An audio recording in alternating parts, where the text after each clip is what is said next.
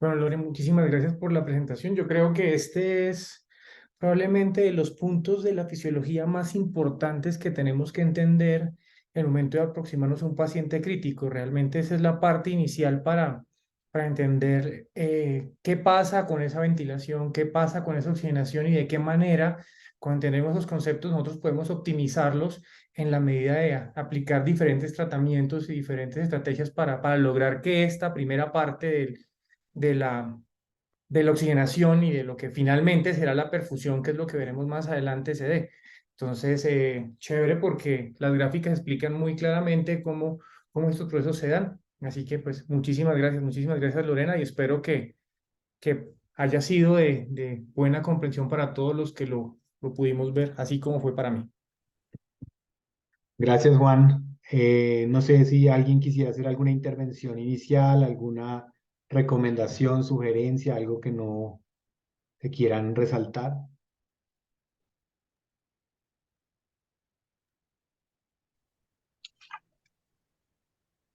Buenas tardes a todos. Profe. Eh, pues primero, pues agradecer a todos este reencuentro, creo que ya somos más de 40, que me parece un número bueno para esta primera sesión de este año.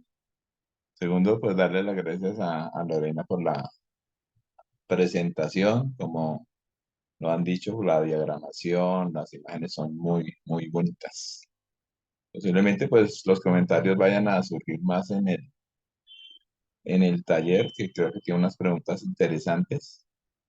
Yo solamente quisiera recalcar sobre la importancia de que cuando se intente medir la oxigenación tengamos una claridad de la fracción inspirada de oxígeno que están recibiendo nuestros pacientes. Entonces, aunque suene un poco eh, incómodo, pues siempre hay que escoger un sistema de alto flujo antes de evaluar la oxigenación.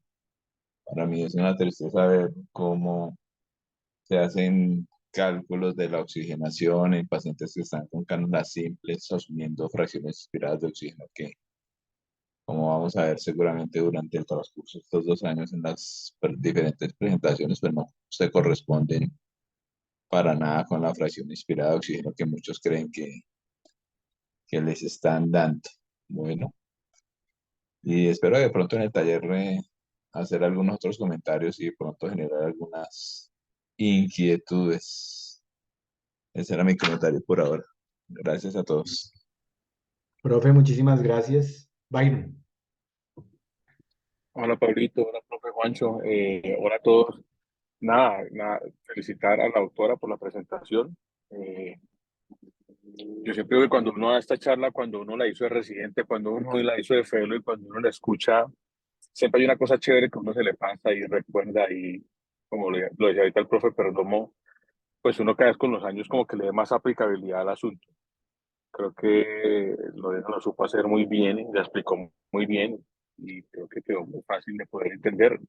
Y es una cosa, muchachos, para los que están empezando y es la primera vez que asisten a la reunión o los que están empezando en todo este proceso del cuidado intensivo, crean lo que es una cosa que pareciera muy básico y a veces pareciera enredado, no lo es tanto y la aplicabilidad que tiene para el resto de sus vidas es enorme y lo seguimos proponiendo a práctica todos los días. Algunas veces mal, como lo acaba de decir el profe Perdomo, y algunas veces pues cada vez nos esforzamos en hacerlo mejor.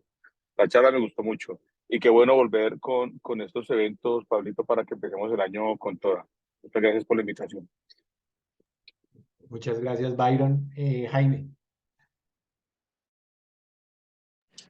Sí, buenas tardes, Pablito, buenas tardes para todos. También muy contentos de reencontrarnos, de retomar estos espacios que se han creado desde hace tantos años con el ánimo de fortalecer muchos de los conocimientos que consideramos básicos, pero partiendo del principio que lo básico no es lo más sencillo, lo básico es lo fundamental, lo que tenemos que manejar todos para ir creciendo poco a poco. Más adelante, cuando ya se toque el tema de perfusión, vamos a de repente a actualizar algunas preguntas y posiblemente ajustarlas a los nuevos avances que hemos tenido gracias a los dispositivos actuales y como muchas veces esa entrega final de oxígeno a los tejidos, como Lorena muy bien lo mencionaba, depende no solamente a veces de un transporte difusivo, sino también de un transporte convectivo y cómo poco a poco hemos entendido esa distribución del capilar, no solamente a nivel pulmonar, sino en toda la economía corporal. Reiterar la felicitación a Lorena, creo que hiciste, Lorena, una muy buena presentación en términos de forma y de fondo, un muy buen hilo conductor, una muy buena combinación de paleta de colores, cumpliste la regla de los 7 en presentaciones de alto impacto y nuevamente felicitaciones y bueno, bienvenidos a todos. Muchas gracias, Pablito. Jaime, muchísimas gracias. Daniel. Buenas tardes a todos. Lorena, muchas gracias por la charla, estuvo muy clara, la verdad, y pues también me iría poder volver a escucharlos a todos. Solamente aportar que hay nuevos sistemas de oxigenación en los cuales todos estos cálculos que nosotros hemos aprendido durante el tiempo y como decía Byron, pues esto le ayuda a uno durante toda su carrera han sido modificados por algunas cosas como el ECMO y donde tenemos que ver desde un punto de vista diferente y crítico sobre, sobre todos los parámetros que tenemos para medir la oxigenación. Entonces es un punto que pues, puede ser interesante verlo desde ahí. Y muchas gracias nuevamente por la charla. Muchas gracias, Daniel. En el chat de Rosalba también agradece a Lorena, le pareció que era muy bonita la charla. Germán recalca la importancia de interpretar bien la P50 para solucionar algunas enfermedades de los niños. Creo que pues estamos todos muy contentos de estar otra vez juntos. Creo que en aras del tiempo podemos empezar el taller. Una de las grandes dificultades que tenemos con la extrapolación de la información que vamos adquiriendo a medida que sabemos más de oxigenación y hemos entendido más de oxigenación ha sido la gran pregunta de qué deberíamos hacer en la evaluación de la oxigenación cuando estamos hablando de zonas de gran altitud como es Bogotá y siempre está la discusión de hay que hacer alguna cosa, hay que cambiar algo, la interpretación es la misma, qué cosas hay que tener cuidado. Desafortunadamente, como nadie lo estudia, pues no hay de dónde tomar información de evidencia, que llamamos nosotros, pero pues la fisiología nos da muchas ideas. Entonces, en principio, si quieren, arranquemos la primera pregunta. Gina.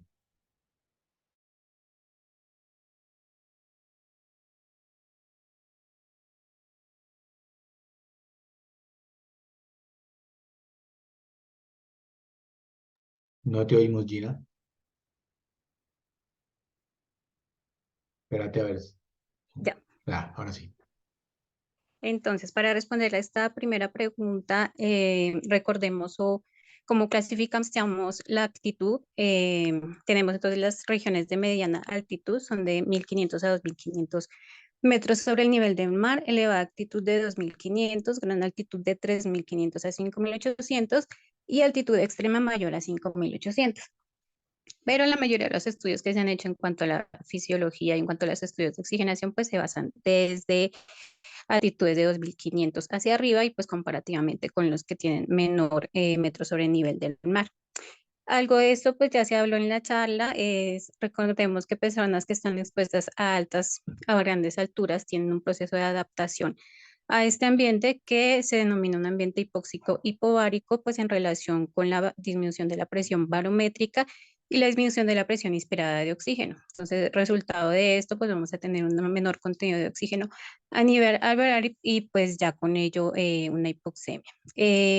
Los mecanismos por los cuales se ha tratado de adaptar el cuerpo a esta condición están entre ellos la vasoconstricción pulmonar, con lo cual pues va a haber un incremento de la presión arterial pulmonar y secundariamente en las presiones del ventrículo derecho. Sin embargo, dicha vasoconstricción pulmonar pues tendrá como objetivo equilibrar la relación ventilación-perfusión y tratar de conservar el gradiente alveolo-arterial de oxígeno. Por otro lado, también tenemos en cuenta que la exposición a hipoxemia pues, va a promover el incremento de la eritropoyesis y con ello de la hemoglobina, facilitando la capacidad de transporte de oxígeno. Y también hay documentado un incremento del 2,3-difosfoglicerato que va a disminuir la afinidad del oxígeno por la hemoglobina y esto va a hacer pues, más eficiente la entrega del oxígeno a nivel de los tejidos. Ahora bien, en estudios de ventilación a grandes alturas también pues se ha reconocido que las personas que han sufrido este proceso de adaptación y los nativos tienen un incremento del volumen minuto que está mediado por respuesta de los quimiorreceptores periféricos, carotídeo y aórtico. Sin embargo, también hay otros hallazgos que muestran que los pacientes o las personas que llevan más tiempo, incluso los que han nacido a estas alturas, pues esta respuesta a los quimiorreceptores no es tan elevada como la que se da en la fase aguda de la climatización. En cuanto a estudios, pues hay muchos que han estudiado los resultados en oxigenación a nivel gasimétrico en este tipo de poblaciones, encontrando que a grandes alturas, por ejemplo, en los 4.500 metros sobre el nivel del mar, la presión puede estar incluso hasta el 78% versus 94% a nivel del mar, incrementos de la hemoglobina de 19% versus 14% a nivel del mar, y algo que también ha sido variable en cuanto al, de individuo a individuo en cuanto a la medición de la presión arterial pulmonar media es que no es constante ni es una relación lineal en cuanto a su incremento con relación a la altura y a la condición de hipoxia. Entonces, en estos pacientes, hasta un 10% se pudo haber una hiporreactividad pulmonar a pesar de la hipoxia ambiental. Por tanto, pues eso sugiere que hay otras condiciones o características en los individuos que pueden hacer también que el hecho sea hipo o hiperreactivo y que puede estar mediado por la parte genética. Por eso se ha hecho necesario que se hagan estudios como poblaciones especiales.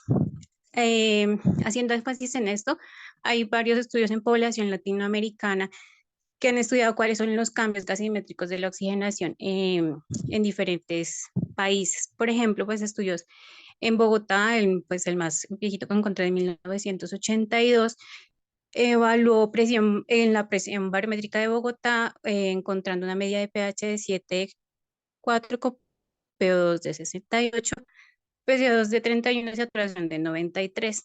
Sin embargo, otro realizado posteriormente trató de evaluar también cuál era el cambio de estos gases con respecto a la edad y lo que encontró es que en los pacientes neonatos y los lactantes había una diferencia en cuanto a la recuperación de la presión de oxígeno al nacimiento y en los primeros años de vida. Luego había un incremento en esta presión arterial de oxígeno arterial y finalmente descendía en la edad adulta y mucho menor pues en la tercera edad. Otro de los estudios también que encontré de Ramisub y colaboradores, una revisión sistemática para población pediátrica cuyo objetivo era definir cuál es la saturación de oxígeno normal en los niños, sobre todo con el fin de ver a qué pacientes habría que ponerles oxígeno en altura. Entonces, evaluó población pediátrica de 1 semana a 12 años y encontró que el percentil 2,5% para toda la población evaluada en cuanto a saturación era del 90% a una altura de 2.500 metros sobre el nivel del mar. Sin embargo, al hacer una comparación a mayor altura, como fue 3.200 metros sobre el nivel del mar, este percentil 2,5 disminuyó al 85%. Hablando de otros índices de oxigenación, medidas de oxigenación, por ejemplo, la PAFI, pues se ha definido la necesidad de un ajuste de este por altura, sobre todo porque vamos a entender que al estar expuestos en un ambiente con menor disponibilidad de oxígeno, a la altura, pues el índice finalmente va a ser menor. Entonces, este ajuste finalmente va a aumentar el valor y lo que va a ayudar es a que nosotros encasillemos mejor y clasifiquemos mejor en cuanto a los rangos de los pacientes pues, que se mencionaron ya en la charla según el valor de la PAFI. Esto fue sugerido desde un estudio, el estudio Alveoli, en el que se propuso que podríamos aplicar una fórmula que podríamos ajustar la relación de la presión barométrica sobre la presión al nivel del mar y pues con esto podríamos ya hacer una PAFI ajustada y poder clasificar mejor a los pacientes en el contexto de SDRA. Y otro de las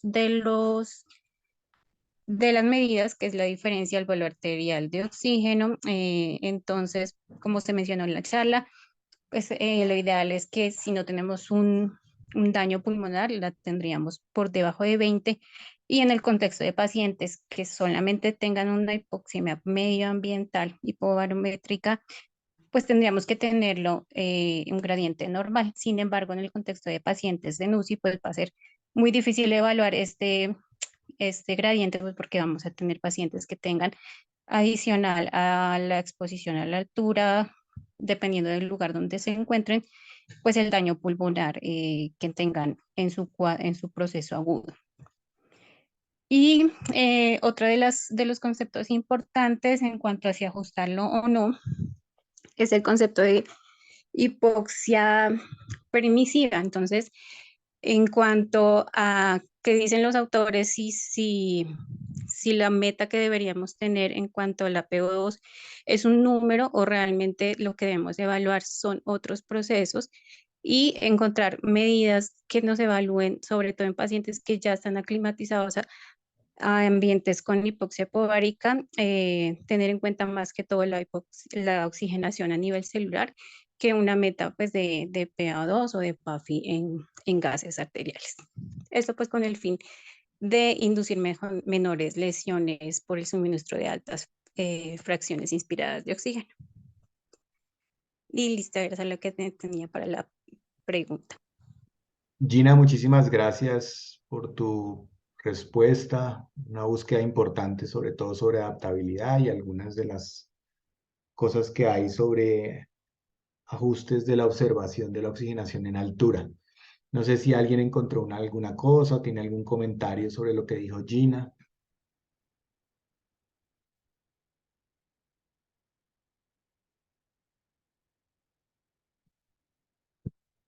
Entonces, en principio, digamos que el problema de la medición de la oxigenación a gran altura tiene que ver con que no tenemos todavía suficiente información demográfica y epidemiológica para poder determinar si, en principio, los cambios que genera la altura sobre la fisiología humana son suficientemente significativos para generar dificultades o gravedades adicionales para los pacientes. Uno de los problemas básicos es que en principio muchas de estas mediciones asumen, digamos, están basadas en clasificación de riesgo para mortalidad asociada a la oxigenación, pero no necesariamente hay todavía suficiente información para saber si hay una relación causal o es una relación marcadora. Si fuera una relación marcadora, en principio, si yo estoy hablando de la misma gravedad de enfermedad pulmonar, si yo le cambio a alguien la presión barométrica, pues va a cambiar sus evaluaciones de oxigenación de forma inmediata. Sin embargo, también es verdad que las personas que viven en grandes alturas tienen también aclimatizaciones que pudieran permitir tolerancias a diferentes altitudes. Tiene que ver también con que, en principio, la presión, aunque ha sido relevante para la medición de la oxigenación, probablemente tiene que ver más con la saturación y con lo que mencionaba Jaime de las adaptaciones que podemos hacer no solamente a nivel de la captación del oxígeno, sino al nivel de tolerancia y de capacidad por otros mecanismos de lograr que el tejido se adapte a grados de oxígeno más bajos de forma crónica. También sabemos que hay diferentes adaptabilidades según la genética de las poblaciones, y no es lo mismo ser tibetano que ser andino, y hay, digamos, muchos mecanismos de fondo. En forma concreta, digamos que lo que en general hemos llevado a consenso todos es que, en principio, si yo estoy evaluando a un paciente de forma puntual y tiene unos datos de oxigenación puntuales, la tendencia en el tiempo de esos datos se evalúa de forma objetiva y son más o menos directamente proporcionales. Entre más grave estoy, bajan los números o suben los números, dependiendo de cuál parámetro de oxigenación estemos hablando.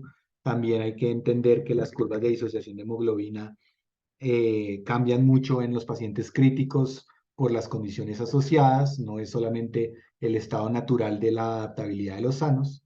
Y la otra gran discusión que no hemos podido definir es si, al compararnos con otras ciudades o otros patrones a nivel del mar, por ejemplo, cuando se toman decisiones clínicas terapéuticas basadas en puntos de corte que fueron diseñados a nivel del mar, si eso es representativo para nosotros, porque como dije, por un lado tenemos que es verdad que si fuera el mismo paciente y le cambiaran la presión atmosférica, cambiaría el valor, pero también es verdad que los que vivimos a gran altitud tenemos algo de adaptabilidad.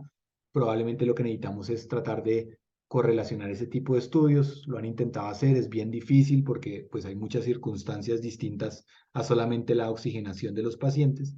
Entonces seguimos con esa duda.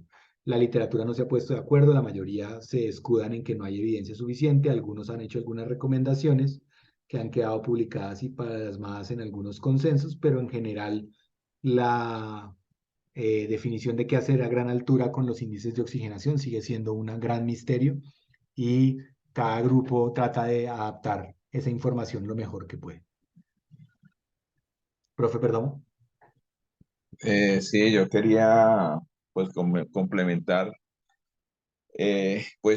Buena parte de los que nos entrenamos, estamos entrenándonos en Bogotá y nos acostumbramos a esos números mágicos de, si satura más de 90 no hay problema, pero, pero eso no es así. La realidad es que gran parte de nuestra población vive por debajo de los 1000 metros de altura. Y, y cuando los impactos de la enfermedad cardiopulmonar sobre los niños empiezan a generar saturaciones por debajo del 94%, significan que el paciente ya está enfermo. Cuando comparamos un niño en Bogotá saturando 90 versus un niño a nivel del mar saturando 90, la gravedad de enfermedad del niño que está a nivel del mar es brutalmente más alta que la del niño en Bogotá. Entonces, yo creo que desde el punto de vista de intervenciones y esas cosas, pues los niños que vienen a la altura tienen, digamos, el plus de que más rápidamente se les desarrolla la hipoxemia y seguramente más tempranamente se van a atender. Pero hay muchos niños que viviendo a nivel del mar con enfermedades pulmonares significativas, cuando empiezan a darse cuenta que el niño está hipoxémico, ya la enfermedad va relativamente bien avanzada. Y para lo que es importante a quienes se dedican a la parte de los estudios y la comparación de la severidad de enfermedad, yo creo que sí deberíamos seguir insistiendo en encontrar un punto de establecimiento de comparar la gravedad de las enfermedades haciendo correcciones con respecto a la presión barométrica como ha sido un afán de Pablo durante tantos años y vemos con tristeza que no hemos llegado a ninguna conclusión. De hecho, las definiciones de hipoxia que uno encuentra en los libros, pues si uno tiene PA2 por debajo de 80 a 60 ya tiene hipoxemia leve. Nosotros aquí en Bogotá, pues hacemos una valoración distinta porque pues estadísticamente pues tenemos una normalidad por frecuencia diferente a la anormalidad por enfermedad. Pero, pero para quienes van a trabajar en ciudades más bajas, llevarse la idea de que las alteraciones de la oxigenación se van a manifestar tempranamente y no hay que esperar a los niveles que nos acostumbramos aquí en Bogotá. A mí me da mucha afán ver cómo decisiones de retirar oxígeno, de dar salidas para la casa en algunos niños son basados en pulsoximetrías que cercanas a 90, incluso un poquito por debajo, parecieran no generar angustia y a mí me parece que se exponen a los niños a ciertos riesgos con ciertas mediciones. Y a nivel del mar, pues no me imagino si se tomaran esas decisiones con los valores que hacemos aquí en Bogotá. No sé si quienes nos acompañan, que están en ciudades más bajitas, pudieran hacer un comentario al respecto. Muchas gracias, profe. Byron levantó la mano. Hola, hola, sí. No, yo en cuanto a eso, yo creo que eso tiene que uno ser muy, muy juicioso en la aplicabilidad, finalmente en el día a día, ¿cierto? Porque empezamos a leer desde la Violi y Berlín y toda la cosa, Pablo, que se ha metido mucho en el cuento de la altitud, Entonces uno iría, pensaría uno que lo lógico es así, tal cual como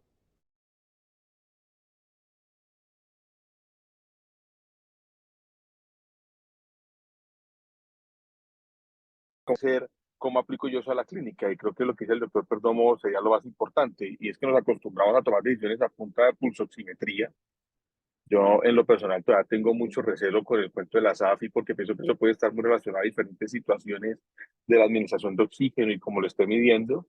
Pero sí creo que eso debe aplicarse y ser muy juicioso en cuanto a la gravedad del paciente que está hipoxémico.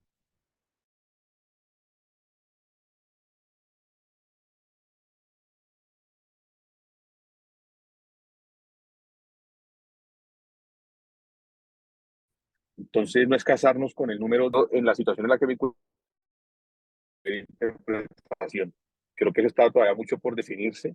Creo que el área de investigación de altura cada vez es mucho más amplia para nosotros los que vivimos en países en la altura o en zonas del país en la altura. Y la invitación es, nada, a seguir investigando sobre eso. Pablo pues ya tiene una línea hacia eso. Los invito a que, si me escuchan, que el propio me está haciendo que se corta. Sí, se te está interrumpiendo un poquito, pero la idea más o menos va. Y al final, ya para cortar, para seguir con el talleres, pues Pablo obviamente tiene una línea ya sobre investigación de eso, y el ANSI, yo no sé si Pablo te has enterado también, hay una sección que está desarrollando un proceso de investigación de medicina y donde nos falta mucho para descubrir y poder aplicar los que nos hemos formado en Bogotá, los que vivimos en zonas altas, para poder ver qué es lo que realmente impacte en cuanto a morbimortalidad en esos pacientes. De acuerdo. En eso estamos. Vamos a ver si logramos sacar información. Es bien difícil de estudiar desde el punto de vista epidemiológico porque hay muchos factores de confusión. Y digamos que distinto a hacer experimentación con una cámara hiperbárica o con alguna cosa muy puntual, pues la información es difícil de extrapolar. Sin embargo, pues seguimos buscando la manera de ver si realmente esos ajustes se necesitan o no se necesitan. Como muchos pusieron en su taller, pues la evidencia todavía no está ahí. Sabemos desde la fisiología que probablemente, como dice el doctor Perdomo, es importante hacer estos ajustes, pero todavía no tenemos suficientes herramientas para estar seguros exactamente cómo hacerlo y si realmente va a impactar en nuestra práctica clínica, que es en realidad lo que más nos importa. En el fondo, digamos, la teoría científica es súper interesante para desarrollar cosas, pero la aplicabilidad para el clínico de pie de cama, pues él necesita ya cosas definidas un poquito con fuerzas de asociación que valgan la pena tomar ese tipo de ajustes e intervenciones. A propósito de lo que estaba mencionando Byron, pues precisamente para eso fue diseñada la segunda pregunta.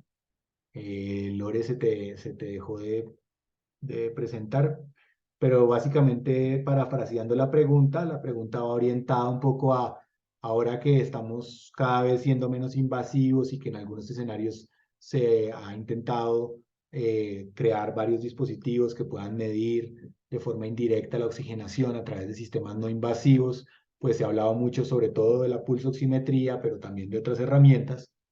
Y pues la pregunta es, ¿cuáles creen ustedes que son esos ajustes que se pueden hacer, si se puede evaluar, qué cosas hay que tener en consideración especial? No sé a quién le tocó la pregunta. A Mario. Profe, buenas tardes. María Andrea Reyes, de Reciente Crediticio de la Universidad Nacional. Como se ha venido mencionando en el taller, profe, y en la charla. Mario, acércate más al micrófono que se oye muy en el fondo. ¿Ya, profe? ¿Mejoró? Tienes como mucho eco. Está así, profe, perdón. ¿Mejor? Dale, dale, ahí te entendemos.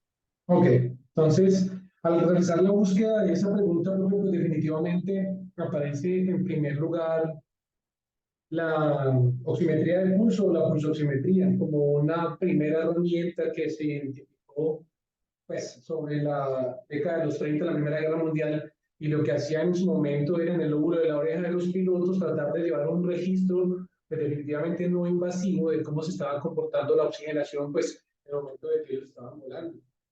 Definitivamente, pues dentro de los enfoques de los pacientes agudos, críticos y en los escenarios de urgencias, la oximetría de pulso ha cobrado pues una relevancia, una importancia que no es desconocida por ninguno de nosotros, hasta el punto que dirigimos en muchas oportunidades la conducta o la oxigenoterapia, pues teniendo en cuenta la oximetría.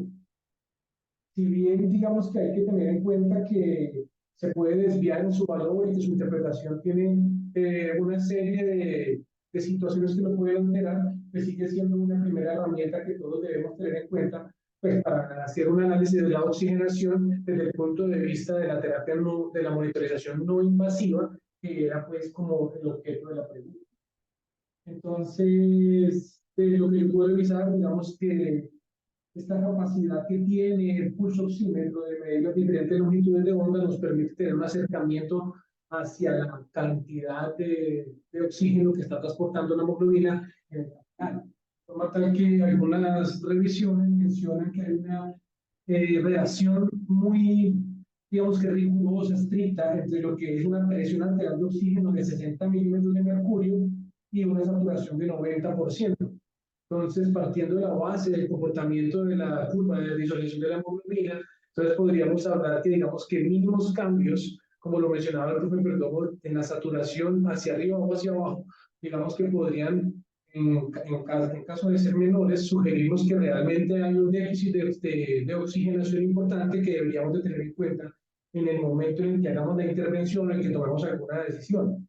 Y de la misma forma, la interpretación, digamos que superior a 92-94, según algunos artículos que yo tuve la oportunidad de revisar, muestran que no vale la pena, digamos que ofrecer más oxígeno o más cantidad en la oxigenoterapia, pues no vamos a obtener, digamos que resultados que superen lo que ya estamos viendo. También digamos que aparecen a la luz de la vanguardia pues otro tipo de herramientas, otro tipo de índices que nos han permitido, digamos, que evaluar un poco la oxigenación. Dentro de ellos, uno que está tomando, pues, digamos, que una fuerza importante en la literatura es el índice de reserva de oxígeno. Es que básicamente lo que hace es, bajo la interpretación de las longitudes de onda de la luz, intenta decir qué tanta cantidad de oxígeno tiene el tejido y de una forma prever, digamos, qué tanto podría aguantar durante, digamos, la disminución o la supresión de la oxigenoterapia. De forma tal que en muchos escenarios como los de preoxigenación durante un paciente en urgencias, los protocolos de intubación de secuencia rápida o incluso, digamos que en los eventos de aspiración en los pacientes críticamente enfermos, pues ha tomado un poquito de relevancia y de fuerza el hecho de saber qué tanta oxigenación tiene de reserva el tejido para saber qué tan vulnerable es a disminuir o cambiar un poco esa cantidad de oxígeno que nosotros podamos aportar. Tiene unos límites que están definidos entre 0 y 1, sin tener magnitudes, digamos que la número de medición finalmente termina siendo un número absoluto, y lo que dicen los artículos que yo pude revisar es que sirve más como una forma de alertar al clínico de cómo se va a comportar el paciente en el momento en el que tengamos que hacer algún cambio o alguna desconexión por alguna situación o, como lo mencioné, digamos que están en esos escenarios de preoxigenación para poder llevar, digamos, el niño o el paciente a asegurar la vía aérea o a una aspiración o, porque no, digamos que a un cambio. Otras modalidades, otros métodos, digamos, que se encuentran, pues, que es CIMIRS, la espectroscopía de infrarrojo, que pues la hemos utilizado frecuentemente, donde está la disponibilidad del equipo para hacer, digamos, que una interpretación, un análisis de lo que es el consumo o el aporte de oxígeno regional, fundamentalmente a nivel cerebral, pero pues digamos que dentro del comportamiento o el funcionamiento del método, pues simplemente se podría utilizar en otros para la medición de otros órganos. Pues obviamente con la salvedad de que tenemos que tener la capacidad de que el dispositivo logre percibir o identificar el tejido que nosotros vayamos a interpretar. Pero pues es uno de los métodos que actualmente también tiene mucha fuerza para hacer el monitoreo o el seguimiento del tejido cerebral, que pues qué más que este órgano tan importante para de una u otra forma mostrarnos si la cantidad de oxígeno o la calidad de la oxigenoterapia o de la intervención que nosotros estemos haciendo es adecuada o no.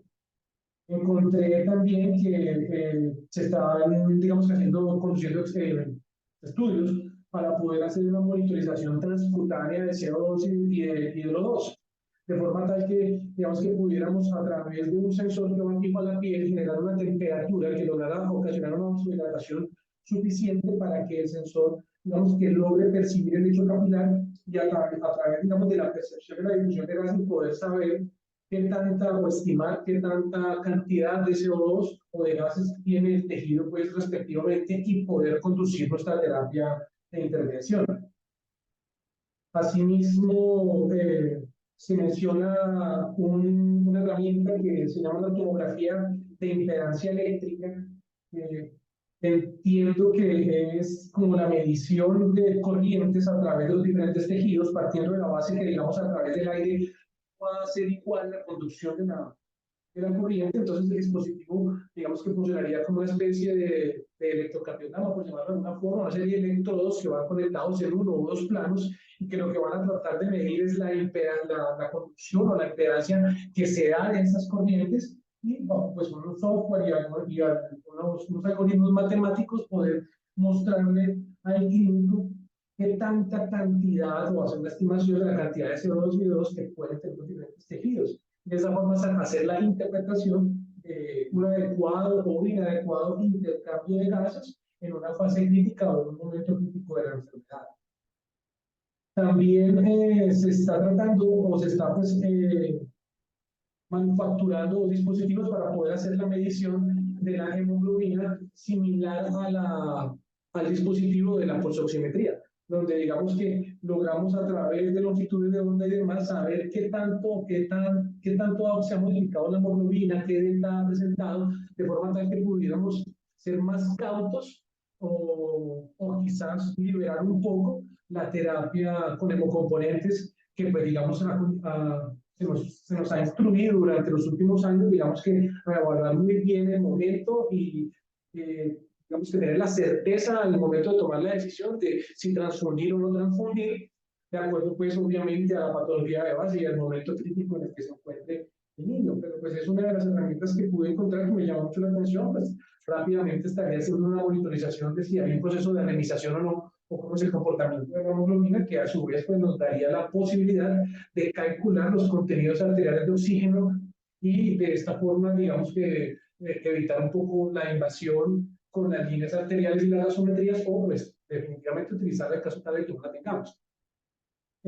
Asimismo, que lo mencionaron ahorita el doctor Byron en la primera pregunta, pues el índice de oxigenación, la SAPI, digamos que es una herramienta que ha venido también tomando fuerza en los últimos años, incluso como para no reemplazar de todo la PAFI, pero sí para que tengamos la posibilidad de hacer, digamos, que un acercamiento o un enfoque en el momento en el que no tengamos la posibilidad de tener la gasometría arterial por cualquiera que sea el motivo, ya sea en los escenarios de emergencias o en los escenarios donde definitivamente, digamos, que no hemos conseguido la línea.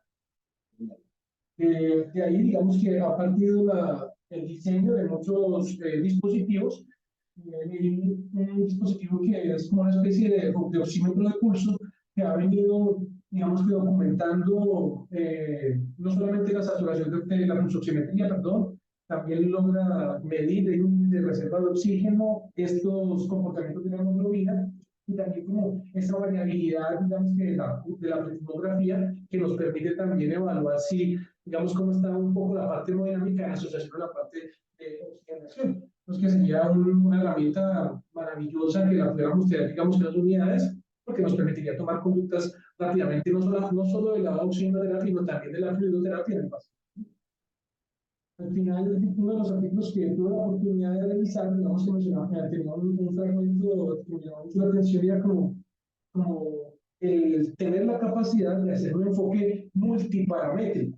Entonces, si bien muchos de los índices que yo mencioné, y muy seguramente hay muchos más, no reemplazan el uno al otro. De pronto, si tenemos la posibilidad de sumar el uno con el otro y hacer el análisis del estado fisiopatológico del niño, lograríamos conducir un poco más, digamos que exacto sobre la conducta del oxígeno, de la oxigenoterapia o la conducta terapéutica que vayamos a tomar en el momento que tengamos que tomar decisiones.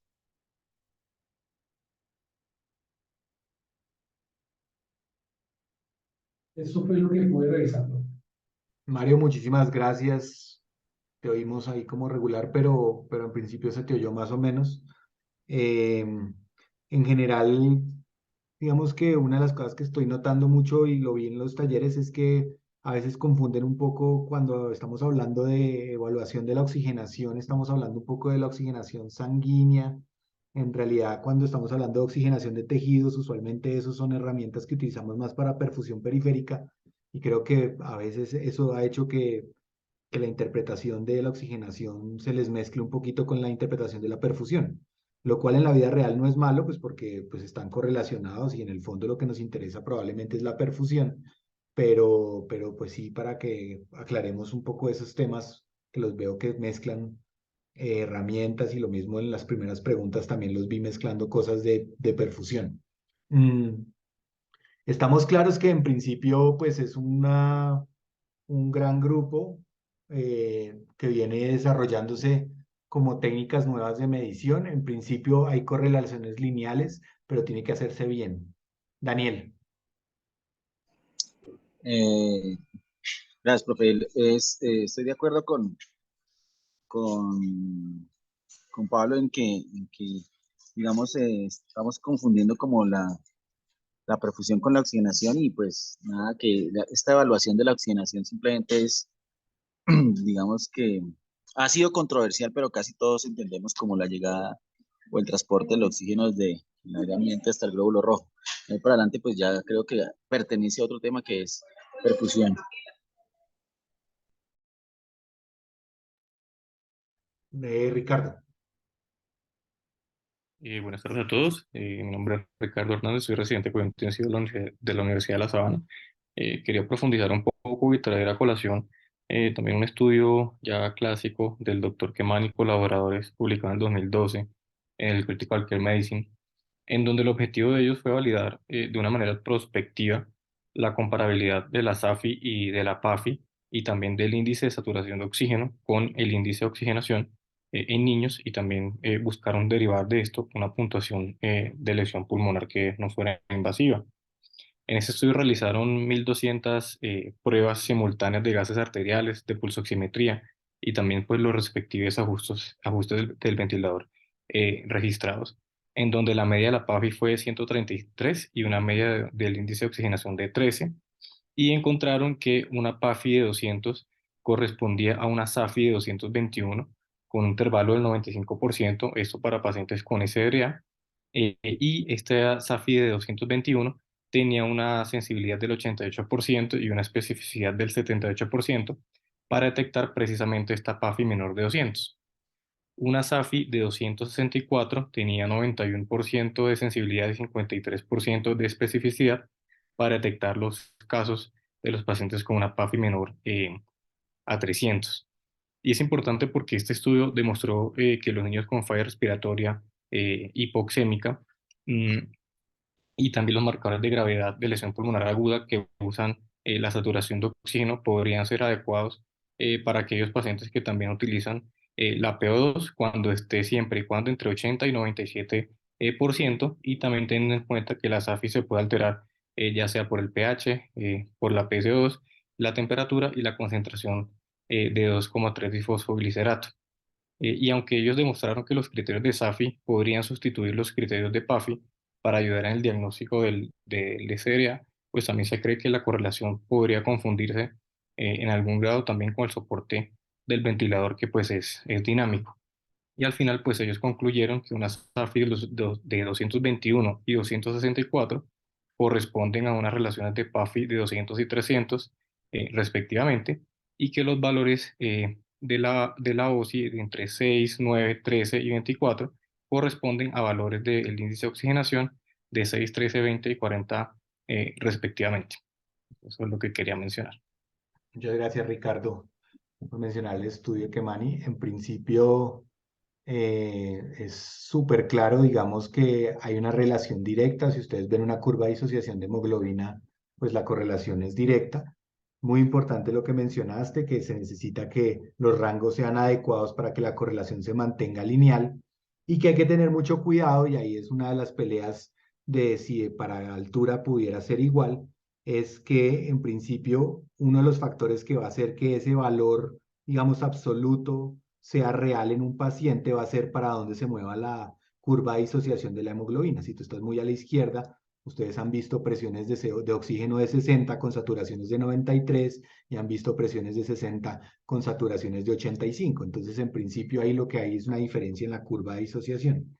Entonces, en principio, una de las cosas que se podría proponer, y habrá que ver en el futuro si vale la pena, porque en principio estos, digamos, a veces son análisis muy gruesos de mortalidad, es si uno debería calibrar, digamos, la medición que va a hacer de una SAFI con algún cálculo de la presión 50, de la P50 de los pacientes para tratar de determinar si ese paciente se va a comportar de un lado o de otro de la curva, porque digamos que la correlación numérica directa no es tan clara desde el punto de vista absoluto. Obviamente la tendencia sí es clara y es lo que usamos en la clínica y es cómo está variando en el tiempo y es lo que nos permite determinar que un paciente está más grave o menos grave. Nuevamente, recalcando el ajuste que se tiene que tener de la pulsoximetría en rangos que tenga una adecuada interpretación y como dice el doctor Perdomo desde el principio, con una FIO2 que ustedes estén seguros que está bien calibrada. Jaime. Sí, Pablito, muchas gracias. Resaltar posiblemente un par de conceptos que creo que sobre todo para los residentes que están empezando es muy importante. Particularmente hablando de la PAFI, es muy importante considerarlo que es un biomarcador. Y nosotros los médicos tendemos a pensar siempre de manera dicotómica, ¿está normal o está alterada? Y realmente lo importante es que es una variable continua y que su mayor importancia nos sirve como un biomarcador para ayudar a discriminar a aquellos pacientes que pueden tener mayor gravedad de enfermedad y peores desenlaces como mortalidad. Lamentablemente cuando uno se va un poquito pues a literatura, lo que estaban citando de Kemani, no solamente Kemani, sino de Neil Thomas y de Nadir Yeija, se da cuenta que fundamentalmente tiene un muy mal rendimiento como biomarcador después de las 24 horas de que el paciente ha ingresado a terapia intensiva o se ha diagnosticado en este caso un SRA. Entonces, el mensaje claro es que la PAFI es muy útil en las primeras 24 horas, pero después de 24 horas está influenciado sus resultados, posiblemente por las intervenciones del ventilador y por muchas otras cosas que en un momento dado hacen que pierda esa capacidad de discriminación con los desenlaces. Ese es como el primer mensaje grande. Y el segundo mensaje grande que quería dejarles es que por eso fue que empezamos a incorporar el índice de oxigenación, sobre todo pues en el área pediátrica, desde el PALIC 1 del 2015 y que ustedes saben que en PALIC 2, que todos ustedes ya conocen que salió hace unas semanas, se incorpora pues como más fuerte, entendiendo posiblemente cómo a pesar de eso son biomarcadores que su capacidad de discriminación, su área bajo la curva puede estar oscilando entre 0,60 o 0,65, tampoco es que sea, digamos, extremadamente bueno, pero lo que agrega el índice de oxigenación fundamentalmente es que sí tiene mejor capacidad de discriminación de la mortalidad con un área bajo la curva un poquito más alta, casi 0,80, con respecto a la PAFI, sencillamente porque incorpora presión en la vía aérea y otras cosas. Entonces sí, el mensaje muy importante es eso, y a raíz de esa circunstancia, para quienes ya han tenido la oportunidad de revisarse el PALIC 2, se eliminó esa clasificación intermedia como punto de corte del índice de oxigenación de mayor o menor a 16. Entonces, sencillamente, en lugar de tener 3 grupos, ahora la sugerencia es usar 2 grupos, sencillamente porque el grupo leve a moderado era muy difícil discriminarlo, así Berlín o los hospitales de Berlín en su momento cambiaran. Entonces, el mensaje grande es que esa oxigenación la evaluemos, número 1, en el contexto, número 2, para qué lo queremos, Y número 3, que veamos tendencia, que en un momento dado puede ser mucho más útil que una cifra aislada en cualquier momento. Muchas gracias, Pablito. Muchas gracias, Jaime. Byron. Hola, miren, yo estoy muy en consonancia con lo que acaba de decir Jaime. Cuando tuvimos la oportunidad de poder trabajar con Keman y con todo el grupo de Party, siempre teníamos estas discusiones de qué tan relevante era hablar de PAFI al final en cuidados intensivos en el día a día. Y más aún SAFI con las dificultades que es poder tener el monitoreo adecuado, que el pulso oxímetro funcione muy bien. Esto va muy relacionado con todas las cosas que ustedes ya sabemos de las limitantes de la pulsoximetría, etcétera. Y la PAFI ya los adultos inclusive también lo dicen. Ellos dicen, la PAFI es un complique porque es que va a depender de si decidiste en ese momento subirle un punto al PIB, si subiste la FIO2 en determinado momento y pasó X o Y respuesta No del tienen. paciente. Entonces, como lo dice Jaime, pues finalmente PAFI, SAFI, yo creo, es una opinión muy personal y de tanto discutirlo cuando teníamos las discusiones, cuando íbamos a hacer todos los trabajos de Pardi, es un momento como para que tú te ubiques, identifiques rápidamente el paciente que te está haciendo el SDA, que en ese momento lo hablábamos como el paciente en riesgo de SDA, o el paciente con el SDA, lo clasifiques y empieces a actuar. Entonces creo que es fundamental eso cuando el paciente te llegó al servicio de urgencias, te lo pillaste en el piso o te llegó a la UCI.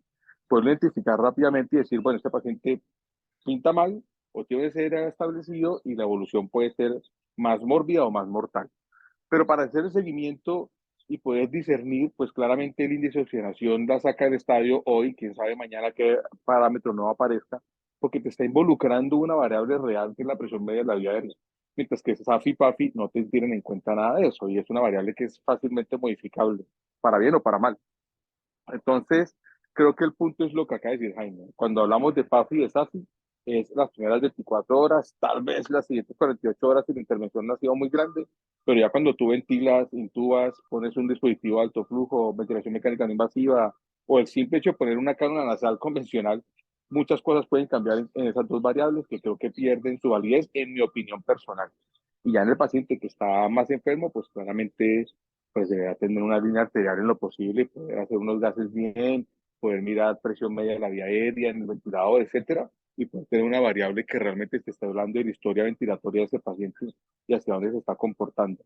Creo que nos falta mucho camino en eso. Yo creo que esos estándares de PALIC unidos finalmente lo que buscan es comunicar conceptos, que todos hablemos el mismo idioma al momento de hacer una publicación, que estemos discutiendo un paciente, etcétera, pero creo que todavía hay un camino largo por recorrer. Lo explicamos alguna vez con Robert Kemani de cómo poder estandarizar realmente un parámetro que nos hable más objetivamente de la oxigenación en el paciente críticamente enfermo.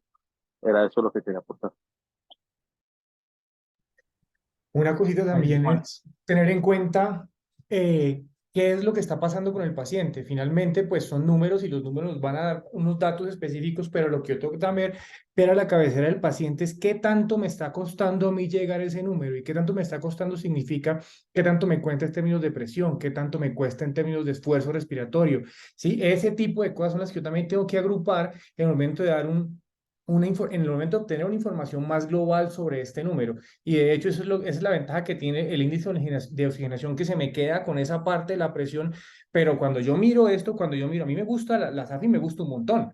Sí, es no invasivo, me da algunos parámetros que yo puedo obtener ahí a la cabecera del paciente, pero la otra cosa que yo tengo que ponerles clínicamente yo que estoy viendo, qué tanto le está costando a ese paciente tener esa saturación con esa FIO2, con ese esfuerzo respiratorio y con esas presiones, y eso a la cabecera del paciente me va a dar mucha más información. Claro, ¿cuál es el problema con esto? Que finalmente yo no puedo llegar y poner lo que para mí subjetivamente fue qué tanto le está costando a ese paciente para agruparlo y después hacerlo en un estudio, que ese sí, para eso sí es que necesitamos unos índices un poquitico más claros, que estamos crudos todavía, pero pues ahí vamos.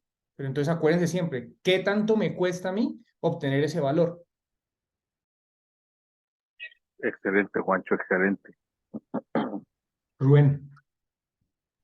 Hola, buenas tardes.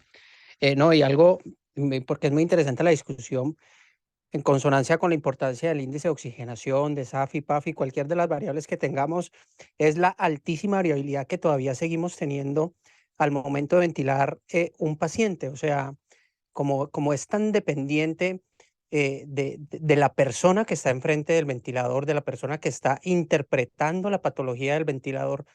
Para mí, una determinada presión que se va a expresar en una presión media de la vía aérea, que es una de las constantes una de las constantes del índice de oxigenación, pues puede ser muy elevada, como para mi colega puede ser muy bajita. Entonces ahí es donde yo creo que hay un reto impresionante a nivel científico, y es definir cómo ventilamos bien un paciente y que no haya una alta variabilidad de la persona que maneja el ventilador, porque obviamente entender el contexto, entender la patología, eh, y claro, el índice de oxigenación creo que considera una variable, pero que igual no deja de ser, no deja de tener elementos que pueden variar dependiendo de la persona que esté manejando el paciente. Entonces, sí, mucho todavía por conocer. Perfecto, mil gracias, Rubén. Creo que vamos a tener que esperar a que los ventiladores los maneje un sistema automático que no dependa de nosotros. Bueno, finalmente, eh, para cerrar esta tarde de hoy, pues les dejamos un ejercicio de oxigenación sencillo, digamos, donde tienen la información, digamos, óptima que podemos llegar a tener de un paciente en cuanto a oxigenación, que es conocer su FIA2 con precisión, cuál es su presión media de la vía aérea y tener simultáneamente unos gases arteriovenosos que tienen una preanalítica correcta. Entonces, desde el punto de vista, digamos, de lo que podemos hacer, ¿qué ven ustedes ahí que podemos hacer o qué variables encontraron que podemos evaluar desde el punto de vista práctico y qué dirían de este caso en particular? Marco. Hola, muy buenas tardes, ¿me escuchan? Sí, perfecto. Bueno, muy buenas tardes, mi nombre es Marco Fidel Sierra, yo soy residente de cuidado intensivo de la Universidad de La Sabana. Bueno, se trata de un paciente de 2 años en ventilación mecánica por SRA directo. Dice que recibe su turno y le dan estos gases. Se trata de un paciente que tiene un FIO2 del 60% con una presión media de la vía aérea de 13 centímetros de agua. Dice cuál es su interpretación de la oxigenación y la ventilación, y los gases que nos proporcionaban eran unos gases arteriales con un pH de 7.27, con una PCO2 de 47 milímetros de mercurio, una presión de oxígeno de 60 milímetros de mercurio, una hemoglobina en 10.8 y una saturación del 92%. Los valores de la sangre venosa era un pH de 7.26 con una PCO2 de 48 milímetros de mercurio, una presión de oxígeno de 42 milímetros de mercurio, una hemoglobina en 10.7 y una saturación del 72.6%. Entonces, pues para hacer la correcta interpretación de nuestro paciente, del caso clínico y de los gases, como primera medida, pues debemos tener en cuenta la finalidad de los gases, es decir, el motivo para el cual se solicitaron, y de esta manera poder realizar una correlación entre la clínica actual de nuestro paciente y los resultados y los valores que podemos extraer de estos exámenes. En segundo lugar, debemos de tener en cuenta la técnica empleada, la forma en la cual se tomaron, el tiempo que tomaron de ser procesados, y si estos son de sangre periférica o si son centrales. Y en caso de que sean centrales, debemos siempre considerar, por supuesto, la posición del catéter del cual fueron tomadas las muestras. Una vez hayamos, digamos que controlado todas estas variables, podemos realizar una correcta interpretación de los gases en mención. Y pues recordemos, por supuesto, que el objetivo fundamental del intercambio gaseoso es asegurar un aporte adecuado de oxigenación a los diferentes tejidos, y ese estado de oxigenación, por supuesto, lo vamos a valorar con los datos de presión parcial de oxígeno en la sangre arterial, que refleja pues una captación de oxígeno por los pulmones, y parte también la saturación de oxígeno que refleja pues ese transporte de oxígeno por la hemoglobina, y los diferentes valores y datos que vimos a lo largo de la charla. Ahora bien, para el ejercicio, digamos que podríamos realizar los siguientes cálculos según pues lo que vimos a lo largo, como les mencioné, de la exposición. Entonces, para evaluar la oxigenación debemos de tener en cuenta, pues primero, la relación entre la presión arterial de oxígeno y la fracción inspirada de oxígeno, es decir, la PAFI, que para este caso pues nos da un valor de 100 milímetros de mercurio, una interpretación con un trastorno severo de la oxigenación, es decir, una hipoxemia severa. En segundo lugar, el índice de oxigenación, que nos muestra esa relación entre la presión arterial de oxígeno con la presión media de la vía aérea, con la fracción inspirada de oxígeno. Recordemos que es útil para valorar esa oxigenación en relación al grado de asistencia ventilatoria. Nos permite de alguna manera estratificar esa gravedad y evaluar, por supuesto, la respuesta a intervenciones.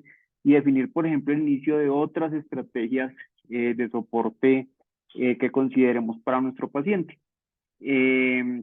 Para el caso, pues una presión media de la vía aérea por la presión inspirada sobre la presión arterial de oxígeno nos da un valor de 13, un índice de oxigenación de 13, que nos permite clasificar a nuestro paciente en un SDRA directo, leve moderado, según la nueva clasificación PALIC-2, menor a 16. El contenido arterial de oxígeno, pues, que es otro parámetro, digamos, que me brinda información acerca de la cantidad de oxígeno que tengo en el lecho arterial. Depende, por supuesto, de la hemoglobina y de su capacidad de transporte, cuyo valor normal generalmente lo encontramos entre 18 y 21. Y para este caso, obtenemos un valor de 13.31, que se encuentra por debajo del rango esperado. El contenido venoso de oxígeno, digamos que me brinda un poco de información sobre la cantidad de oxígeno que llega de nuevo a la aurícula derecha, y depende de qué tanto es capaz de captar el oxígeno por parte de los tejidos, cuyo valor normal generalmente oscila entre 12 y 15, que para el ejercicio práctico nos da un valor aproximadamente de 10.41, y pues de esta manera pues también obtenemos un valor pues por debajo de lo que nosotros esperamos. La diferencia arteriovenosa de oxígeno, que me habla un poco más de la extracción de oxígeno por parte de los tejidos, de esa avidez de oxígeno que tienen los tejidos y de su capacidad para extraerlo. Es decir, que por ejemplo, cuanto mayor sea la diferencia, mayor es esa demanda de oxígeno por los tejidos. A esto se lo conoce como un consumo de oxígeno tisular. En reposo generalmente lo normal es entre 3 a 5 mililitros por cada decilitro de sangre, y si es muy alto, digamos que también es malo, dado por una falta de perfusión, o por el contrario, si es demasiado bajo, me habla también de un estado hiperdinámico debido a un menor tiempo de extracción de oxígeno por parte de los tejidos, que para este caso es de 2.89. Digamos que para el ejemplo, pues se encuentra en el valor muy cercano pues al límite inferior.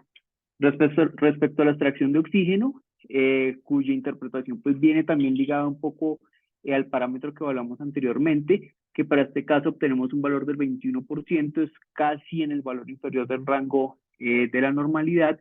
Y cuando evaluamos el shunt intrapulmonar, digamos que hay algunas fórmulas que uno encuentra en la literatura en las cuales se hace la sustitución con las saturaciones arteriales y venosas de oxígeno, que para el caso, si consideramos, por ejemplo, la fracción inspirada de oxígeno al multiplicarlo por 0.13, nos da aproximadamente el 35%, pero si no consideramos esa FIO2 nos da un valor aproximadamente del 28%. Generalmente esta relación debe ser menor del 5 al 8%, pero para este caso, pues obviamente lo encontramos pues bastante alterado según la patología de nuestro paciente. Y finalmente, al evaluar esa diferencia del velo arterial de oxígeno, encontramos una diferencia superior a 20, la cual nos habla de una alteración en la ventilación-perfusión, compatible también con la fisiopatología, perdón, del SDRA. Respecto a la ventilación, pues no tenemos como los datos pues del CO2 expirado, es difícil pues evaluar ese espacio muerto, pero cuando uno evalúa, por ejemplo, el pH y ese valor de CO2, que se encuentra pues un poco elevado según los valores normales para la ciudad de Bogotá, seguramente estemos implementando una estrategia de hipercapnia permisiva pues en curso. Entonces, digamos que para concluir, tenemos un paciente de 2 años en ventilación mecánica por un SDRA directo leve a moderado según la nueva clasificación de PALIC-2, con un trastorno severo de la oxigenación, con compromiso de los contenidos arteriales y venosos de oxígeno, con una diferencia arteriovenosa y una extracción muy cercana a los límites inferiores bajos, con un shunt intrapulmonar y una diferencia del velo arterial de oxígeno compatibles con la patología de mención de la paciente, quien muy seguramente o probablemente se encuentre bajo una estrategia de una hipercapnia permisiva. Esa fue como la interpretación pues, que realicé del ejercicio. No sé si alguien tenga algo más que aportar, y no sé pues si realmente esté pues bien analizado el caso. Muchísimas gracias.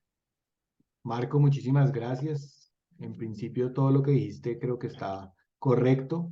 Sigo insistiendo en que mezclan oxigenación y perfusión, pero en principio es correcto. Algunos otros detalles que se pueden buscar dentro de este esquema van un poco en relación a la pregunta del doctor Perdomo. Él pregunta desde el punto de vista del movimiento de la P50 para estos gases, ¿ustedes consideran que esta curva de disociación está mostrando una desviación a la izquierda o una desviación a la derecha con respecto a los patrones normales. ¿Y cómo lo verían o cómo lo analizarían?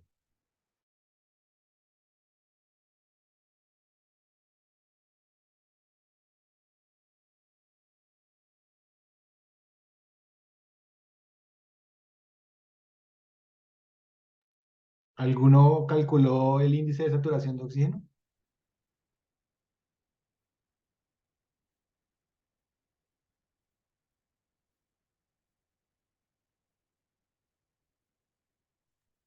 ¿Están cansados?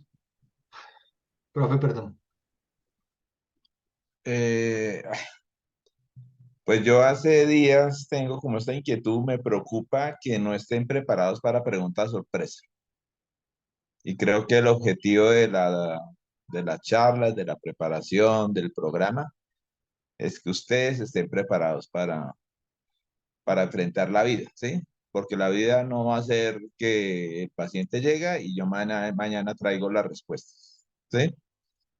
Entonces, vieron ahí en el chat que yo también hice algunas preguntas previas y me preocupa que ante una pregunta que debería tener 10 manos alzadas respondiendo inmediatamente, no vea ninguna mano alzada. Entonces me da tristeza eso, porque siento que el esfuerzo que hacen sus compañeros que preparan la charla debería ser recompensado también con la revisión que ustedes hacen y con la preparación que ustedes deben tener para cada reunión de estas. Les dejo también la inquietud. Si hubiésemos encontrado que en la muestra arterial la hemoglobina sale en 10.8 y en la venosa sale en 9.9, ¿cómo hubieran hecho ustedes los cálculos? ¿Qué interpretación le hubieran dado? Pero siento que de pronto estas preguntas van a quedar para la posteridad porque no veo que ante una pregunta sorpresa vea la reactividad que quisiera ver. Gracias. Bueno, muchachos, en principio, pues espero que hayan aprendido muchas cosas, que les queden muchas dudas, que todas esas preguntas que quedaron sin responder las respondan en la brevedad de lo posible al correo electrónico para que las podamos revisar, para que no queden en el tintero como que no hicieron por lo menos el esfuerzo de tratar de contestarlas. Esto es una información muy interesante y creo que se le puede sacar mucha información. Una de las ganancias que tenemos de la virtualidad fue que nos podemos reunir más frecuente, con mejor eh, auditorio y impactamos a más personas. Sin embargo, una de las dificultades que vemos es que pues, cuando hay ejercicios y hay talleres hay poca participación activa de los grupos. Entonces, por favor, traten de participar más activamente, prepárense cada vez que vean una pregunta en el chat, intenten contestarla en el chat. El doctor Perdomo está pendiente de decirle sí o no, súbele, bájele, para que de todas maneras haya mucha más interacción con el grupo. Ustedes tranquilos que lo que escriban en el chat no va a quedar en audio, entonces nadie los va a ver. Pero porfa, traten de ser más interactivos para que puedan disfrutar esto mucho mejor. Nosotros pues lo llevamos haciendo muchos años y lo disfrutamos mucho y todos los días aprendemos cosas nuevas, pero pues también necesitamos de su colaboración.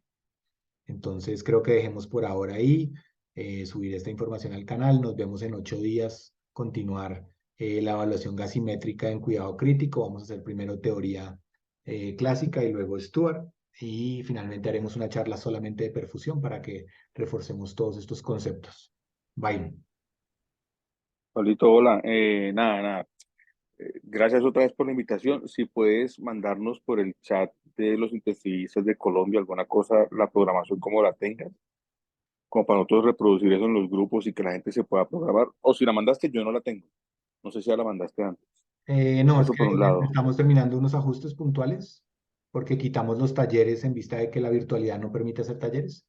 Mm, Entonces vamos a de pronto incluir unos temas adicionales. Cuando ya tenga la definitiva, se las mando. Pero por ahora, digamos, los siguientes a corto plazo son teoría clásica, Stuart y perfusión. vale, perfecto. ¿Vale? Lo segundo, a los muchachos nuevos, sin miedo, todos pasamos por ahí. Pues todos pasamos por ahí. Yo me acuerdo que a mí me tocó hace 30 años, cuando el doctor Perdomo ya llevaba como 50 años en la Misericordia, y nos tocaba presenciar, era peor, nos asustábamos mucho. Entonces, sin miedo, porque es que esto es un espacio para aprender, chicos. Ese es el espacio para equivocarse, mejor dicho. Y fíjense, estamos aquí nosotros que llevamos mucho tiempo en esto y nos encanta y nos metemos y aprendemos siempre, siempre alguna cosa nueva. Hoy estuvo súper chévere porque discutimos, entonces creo que es un momento para estudiar, para aprovechar y discutir, equivocarse y aprender un montón. Y voy a aprovechar para hacer la cuña, voy a robarme a Pablo siempre este espacio. Se nos viene